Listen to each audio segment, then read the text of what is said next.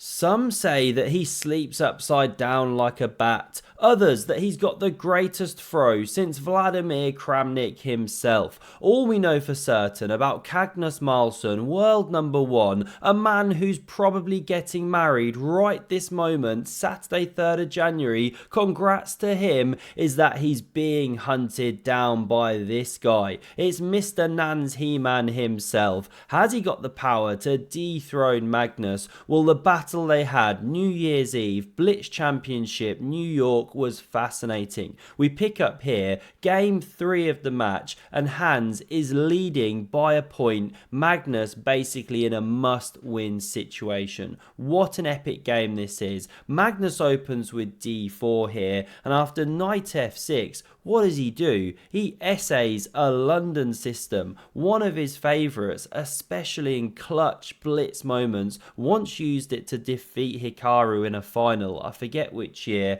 and now after d5, e3, Hans so impressed by Magnus's bishop, he copies. We do not see the overpowered party hat pawn formation or triangle or pyramid, call it what you will. Instead, Magnus, tricky guy, goes for the explosive pawn to c4 instead. Changes the character of the game, more like a queen's gambit now, right? We get all the ponies developing onto the board, and Hans develops with a whoosh, preparing to castle the king. Bishop e2 from Magnus, and after the king's castle here, there's no king safety fist bump. Exploded out. You sometimes see that at the top level, not between these guys. No love lost at all. Now we get pawn to h6, gives some wiggle room.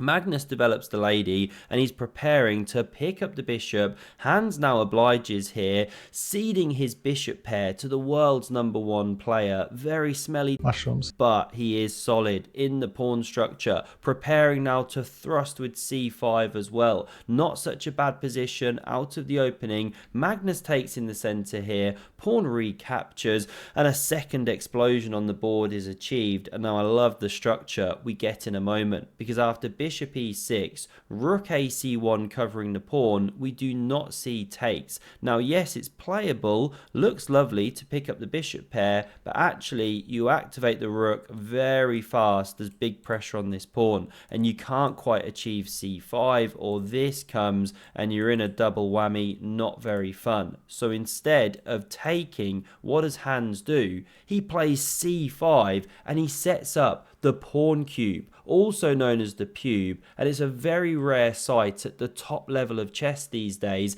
ever since chess grandmaster Christian Kurilla ran this commercial for Manscaped. every man knows the fear of that close shave just down below the waistline, but with the Lawnmower 5.0 I've managed to checkmate that fear. I've had the privilege to try the new Lawnmower 5.0 Ultra, and trust me, it's an absolute banger. It's a game changer. So what does Magnus do? He blasts the pube with his second rook. Hans gets out of the firing line of this one, always uncomfortable, and Magnus now decides it's time to shave that pube, which he does with this pawn push. The knight recaptures, hits the queen, no Botez gambit today. Now this second master blaster joins the game, and Magnus fully shaves the pube, allows the knight to enter. Do you drop back, or do you go for this? It's what Magnus chooses, much more aggressive. He's knocking on 7's door. That's why f6 is played. No one does it better than Hans Niemann and Ben Feingold. They play it with such gusto. Now we see the bishop drop back. Hikaru would call it a wooden shield there, and at this moment the rook tangle is completed. So many shapes and beautiful moments in this match. Absolutely epic. The board almost explodes, but doesn't quite. Magnus just pushes p, gives the king some Lufthansa here. We see knight a4, hitting the queen. Magnus drops back, keeping an eye on this absolutely critical square. You don't want those knights to start hopping, so Hans simply spawns the seahorse once more. Queen b1, he sidelines it again. Queen a1, knight back. Do you want to draw, compadre? Obviously not. Magnus has to find a new move. So much symmetry on those central files, and after bishop f7, tucking back, Magnus expands with the rook pawn here.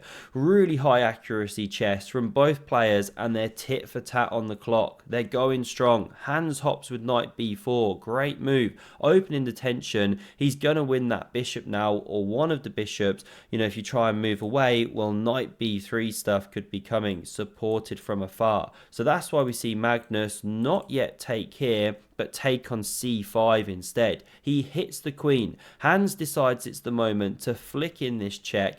Rook recaptures. It allows a new option here for capturing, but he doesn't actually play it.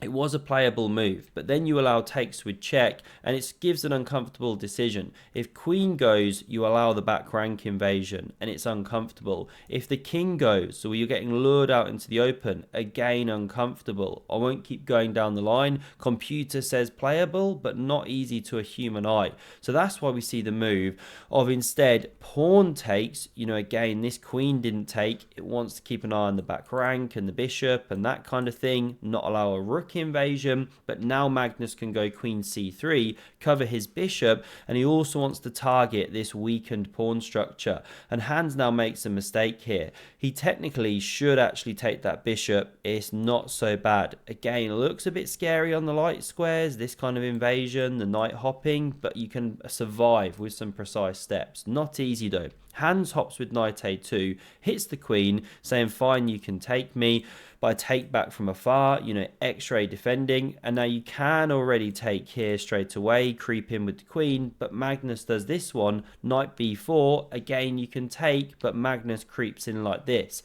Given the miss or mistake, not the most precise, but still white's doing great.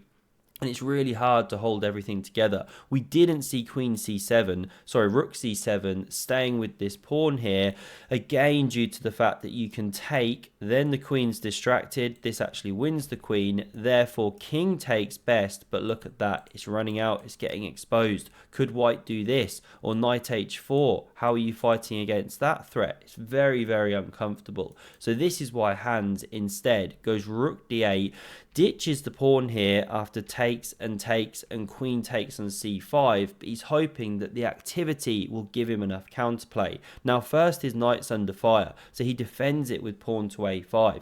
Again you could chop the bishops, but Magnus centralizes his pony. Now we see takes, the queen recaptures with check, king h7, and Magnus gets the invasion, plus the knight is on the way. They're a deadly attacking force. It's ominous for Hans here. Plus, look at the time. Magnus a minute ahead. Hans is basically just living on the excrement at this stage. They get 2 seconds per move. So queen g8's played, trying to get that one out of dodge. Magnus goes to e7. You know, don't trade the queens when you're the one attacking the king. You want to keep the firepower on the board. Now we see the knight centralize. Will Magnus blunder his queen? World number one. No, he doesn't. He's too long in the tooth, too good at the old game. These two are double attacked, so queen d8 double defends, but now after knight e6, it's another really uncomfortable question. You know, queen d7 arguably looks natural to stay with this one, also attack this one, but now you go to fork Vegas. Black's just not in time to get out the forking way, and you win the queen, of course. So that's why we didn't see queen d7.